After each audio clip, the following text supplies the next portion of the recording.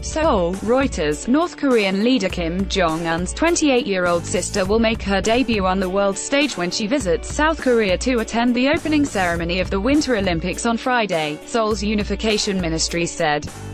Pyongyang told Seoul that Kim Yo-jong would accompany Kim Jong-nam, North Korea's nominal head of state, along with Cho Hwi, chairman of the National Sports Guidance Committee, and Ri Sung-kwon, who led inter-Korean talks last month, according to the ministry.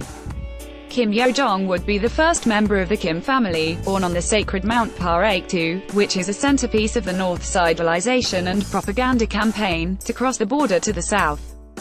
Her inclusion in the delegation is meaningful, as she is not only the sister of the country's leader but has a significant position as a senior official of the ruling Workers' Party, the South's presidential Blue House said. It shows the North's resolve to diffuse tension on the Korean peninsula, Blue House spokesman Kim Ui-kyom told a news briefing. But the trip could become a source of contention between Seoul and Washington, as she was blacklisted last year by the U.S. Treasury Department over human rights abuses and censorship, while Cho faces a travel ban under UN Security Council sanctions. Kim Yo-jong is vice director of the party's propaganda and agitation department, which handles ideological messaging through the media, arts and culture. Cho had previously worked for the same body. In 2016, South Korea's former spy chief said Kim Yo-jong was seen abusing power, punishing propaganda department executives for minor mistakes. One of the positives of her visit is that she is someone able to deliver a direct message on behalf of Kim Jong-un, said Shin Beom Chul, a professor at the Korea National Diplomatic Academy in Seoul. What is problematic is that she's coming with Cho Hwi. This raises worries that North Korea likely intends to use this Olympics as a propaganda tool, rather than a possible opening to meaningful dialogue with South Korea. The opening ceremony will also be attended by U.S. Vice President Mike Pence, Japanese Prime Minister Shinzo Abe and other world leaders. Pence said after talks with Abe in Tokyo on Wednesday that Washington would soon unveil its toughest-ever economic sanctions on North Korea, calling the country the most tyrannical and oppressive regime on the planet. Choi Kang, vice president of the Asan Institute for Policy Studies in the South Korean capital, Seoul. The United States would be unhappy to see South Korea trying to undermine all the rigid sanctions that it had worked so hard to put in place by granting exemptions for the sake of the Olympics, he added.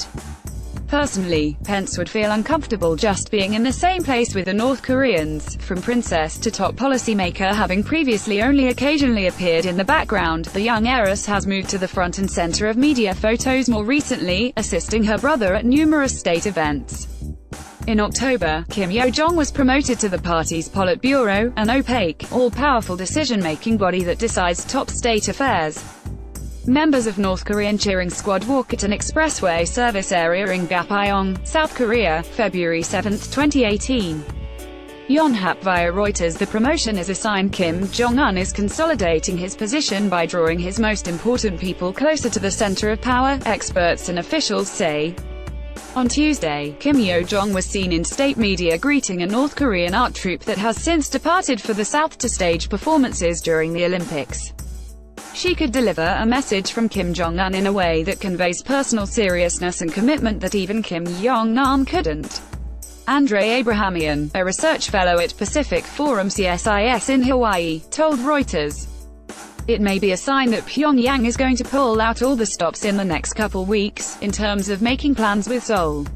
Jubilant cheerleaders. A group of 280 North Koreans arrived on Wednesday in South Korea, one of the largest peacetime crossings of the inter-Korean border, to spur on athletes from the two sides at the Winter Olympics.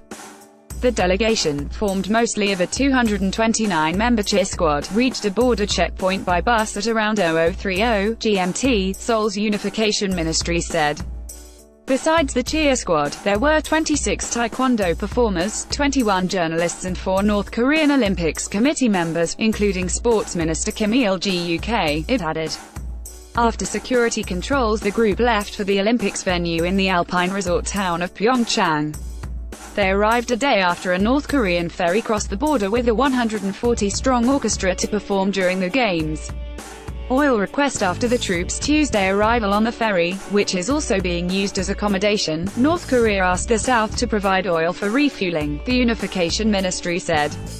Oil is a sensitive item and has taken center stage in global efforts to curb Pyongyang's nuclear and missile programs, with Washington urging a drastic cut in energy supplies to the isolated country. North Korea has virtually no domestic oil production, and has traditionally imported its fuel from China and Russia. In December, the UN Security Council unanimously imposed new sanctions on the North, seeking to ban nearly 90% of refined petroleum exports to the country by capping them at 500,000 barrels a year.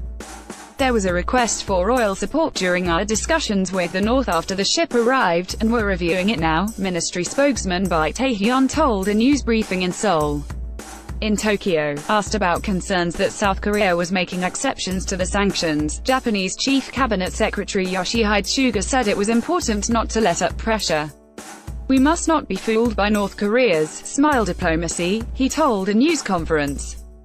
Reporting by Hyun Hee-shin and Christine Kim in Seoul. Additional reporting by Hee Kyung-yang in Seoul, So-young Kim and James Pearson in Pyeongchang and Linda Sieg in Tokyo. Editing by Michael Perry and Clarence Fernandez. All standards.